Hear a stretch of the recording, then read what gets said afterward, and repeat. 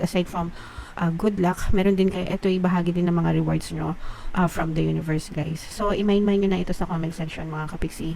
Mind rewards, mind mind swerte, mind good luck, mind good fortune, mind mga opportunities sa pera.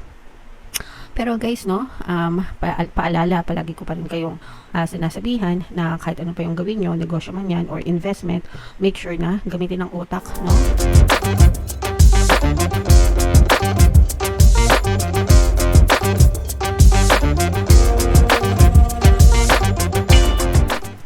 Hello guys, hello Aries, welcome back to Pinoy Pixie Tarot.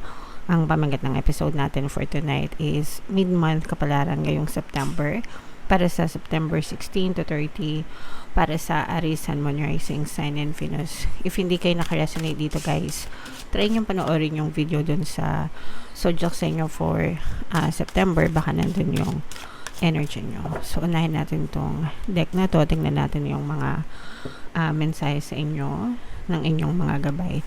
We have the eruption energy guys, meron din tayong path, and meron din tayong patience energy. So ito ay both negative and positive, mga kapiksi. Unahin natin yung negative guys. Yung negative, ito yung eruption, mga kapiksi. Ito yung pagsabog, okay?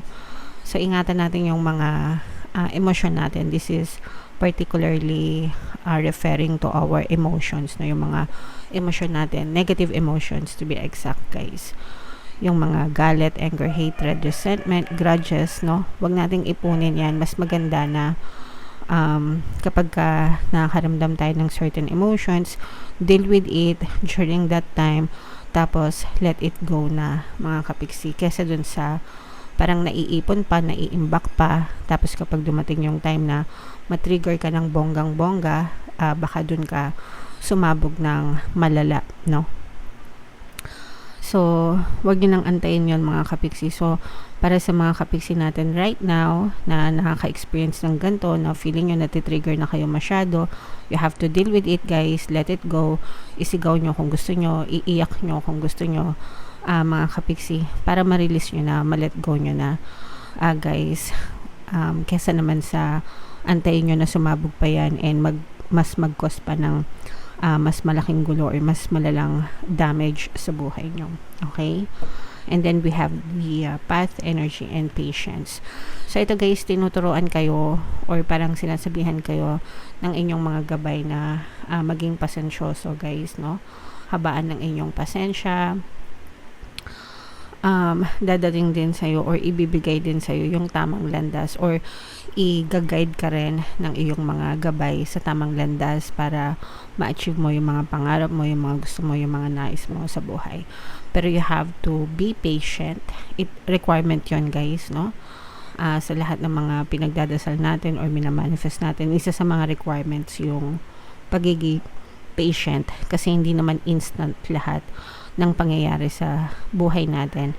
It's a gradual, parang gradual na combination ng mga bagay-bagay hanggang sa tuluyan mo na or 100% na mapasa iyo yung pinapangarap mo or yung pinagdadasal mo, okay?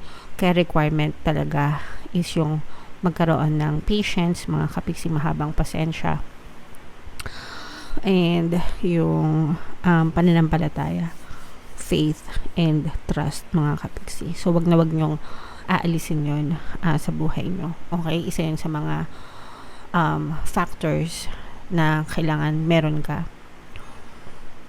para hindi ka mainip sa buhay mo, okay? So comment down below guys if feeling nyo naka-resonate kayo dyan. Tingnan natin yung ganap sa inyo guys. So shuffle ko to. Habang sinashuffle ko to, panoorin nyo muna yung video natin regarding sa ating paano mag-manifest ng abundance video course. Kapiksi, sawa ka na ba sa mga struggles at hirap sa buhay mo? Masipag ka ba at masikap sa buhay ngunit hindi ka pa rin umaasenso? Ilang beses ka na bang nag-attempt mag-negosyo at mag-invest pero palagi ka pa rin nalulugi?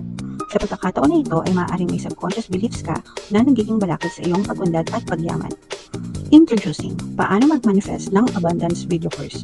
Dito ay matututunan mo ma-overcome ang mga balakid mo para tuluyan ka ng umunlad, umasenso, sumagana, maging matagumpay, successful at maswerte sa iyong kabuhayan, pera, trabaho, negosyo, salapi at kaperahan ng bonggang-bongga. Dali, mag-send na ng email sa pinoypixie@gmail.com at simulan na ang iyong pagyaman ngayon.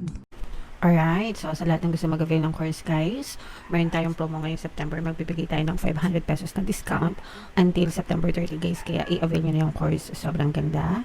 And meron din tayong bagong course, mga kapiksi, paano mawala ang third party at magkaroon ng harmonious na relationship para mawala yung mga kabit-kabit ng mga jowa nyo. 20% discount naman yan until September 30 mga kapiksi. So i-avail nyo na guys. Sobrang ganda. Alright. So, Aries guys, kaya in-represent ng King of Wands sa ating spread. Meron din dito presence ng Earth sign, Capricorn, Taurus, Virgo. For some of you, maaari may Earth element kayo sa inyong natal chart or you may be dealing with an Earth sign. Angel number 777 guys, so check nyo yung ibig sabihin yan. Baka may additional na mensahe sa inyo ang inyong anghel gabay. Lucky 7 mga kapiksi. This is the energy of good luck, good fortune, swerte. Meron kang swerte sa pera guys ngayong September 16 to 30. Actually, isang tao, parang you will receive an invitation from a specific person na may kinalaman sa pera, may kinalaman sa investment, pwedeng pera, pwedeng bagong trabaho, bagong alok, bagong job offer. Pero, magdadala ito sa ng swerte, mga kapiksi. Kumbaga, you have a lot of options to choose from na may kinalaman sa pera. Tapos, parang yung mapipili mo na option is magdadala ng swerte sa'yo. Parang magsisimula yung magandang ikot ng swerte. So, let's say, for example, currently, meron kang trabaho, tapos or meron kang side hustle, ganyan. Tapos, iniisip mo pa na mag-invest. So, let's say, for example lang yung guys, no, iba-iba kayo ng sitwasyon. Napili mo mag-invest, yung investment na yon parang magdadala siya ng additional na swerte sa'yo. Okay? Or parang malaki yung malaki yung difference na dadalhin niya sa buhay nyo. Kumbaga, kung dati parang pa-extra increase lang yung nararamdaman mo, this time around, talagang malaking swerte, malaking buhos, malaking significant talaga siya. As in, makikita mo yung malaking difference pagdating sa kaperahan mo, kapiksi. Okay? So, meron talaga kayong swerte sa pera, mga kapiksi. And aside from good luck, meron din kayo, ito'y bahagi din ng mga rewards nyo from the universe, guys. So, i-mind nyo na ito sa comment section, mga kapiksi. Mind rewards, mind swerte, mind good luck, mind good fortune, mind mga opportunity sa pera. Pero guys, no, paalala, palagi ko pa rin kayong sinasabihan na kahit ano pa yung gawin nyo, negosyo man yan or investment, make sure na gamitin ang utak, no? Ibig sabihin, pag-aralan nyo yung mga ginagawa nyo para makasure kayo na hindi kayo na-scam, hindi kayo naluloko, and hindi napupunta sa wala yung mga pinaghirapan nyo, mga kapiksi. Okay? And ito guys, parang unti-unti mong marirealize na may mga parang itong mga ginagawa mo is parang small steps siya, baby steps, no? Papunta sa inyong mga pangarap sa buhay, mga kapiksi. Okay? So again, i-mind nyo na yan sa comment section, guys. What else? Tingnan pa natin. Merong makikipagkumustahan sa'yo. Yes. Meron kang parang socialization na magaganap. Pwedeng invitation sa isang event or parang reunion. Makikipagkita, ganyan.